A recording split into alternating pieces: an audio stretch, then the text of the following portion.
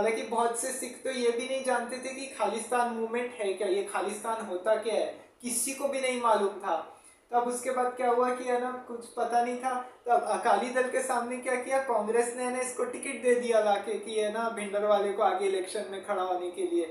और अकाली दल के सामने ले जाके खड़ा कर दिया और बोलिए कि लो बेटा, तुम्हारे सामने तो ये खड़ा हुआ है, कर लो जो करना है। अब क्या हुआ कि है ना, लेकिन बाद में ये भिंडरवाले तो है ना कांग्रेस की इसमें शामिल हो गया कि कांग्रेस के खिलाफ ही बोलना चालू कर दिया इसने, गद्दारी करके कांग्रेस के खिलाफ भड़काऊ भाषण देना, ये वो, ये सब काम उसके चालू हो गए। 1982 आते आते इसने आनंदपुर साहिब रेजोल्यूशन की फिर वही बात उठाई। फिर उसके बाद वो फिर है ना वो धर्म युद्ध मोर्चा का प्रोटेस्ट हुआ, काफी कुछ चला। अब ये लोग गोल्डन टेम्पल में इन्होंने शिफ्ट कर लिया था अपने आप को।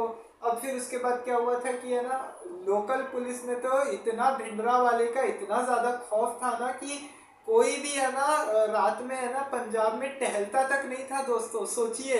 अब ऐसा होता था ना कि है ना, अब भिंडरा वाले का इतना मतलब डर रहता था कि है ना, इतना लोगों में डर बैठ गया था आम लोगों में कि अब निकले बाहर तो निकले कैसे आखिर।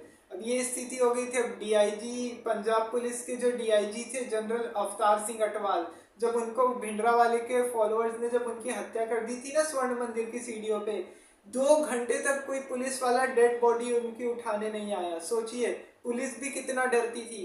तो ऐसे करके काफी कुछ हुआ।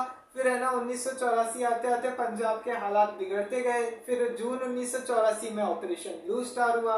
उसमें मैंने बताया ही था आपको, ऑपरेशन ब्लू स्टार के टाइम पे तो पता ही है पूरा पंजाब सील हो गया था। इधर से चंडीगढ़, हरियाणा, दिल्ली से सारे सारे आने जाने वाले बॉर्डर सील कर दिए गए और काफी कुछ हुआ, ठप कर दी गई थी सारी चीजें।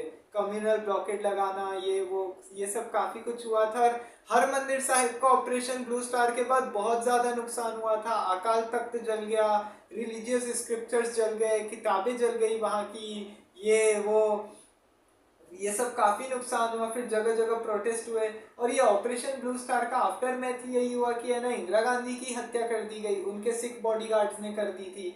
उनके जो इंटेलिजेंस ब्यूरो के जो अधिकारी थे उन्होंने उनको वार्निंग भी दी थी कि है ना, आपके जो सिख बॉडीगार्ड है ये हत्या करने का प्लान बना रहे हैं, इनको आप हटा लो। लेकिन इंदिरा गांधी मानी नहीं, हत्या हो गई। फिर जैसी हत्या हुई उसके बाद देश में सिख विरोधी दंगे चालू हो गए। दंगे हुए, उधर राजीव गांधी ने भी बहुत कंट्रोवर्शियल स्टेटमेंट दिया दंगों को लेके कि जब कोई बड़ा पेड़ गिरता है तो धरती थोड़ी हिलती है। तो फिर उसके बाद ये सब हुआ। फिर कनिष्क बॉम्बिंग का केस, पंजाब का जो यूथ था वो तो क्या है कि है ना, वो बब्बर खालसा ने, बब्बर खालसा जैसे जो बड़े बड़े संगठन है, आतंकी संगठन, वो खड़े हो गए कि है ना, अरे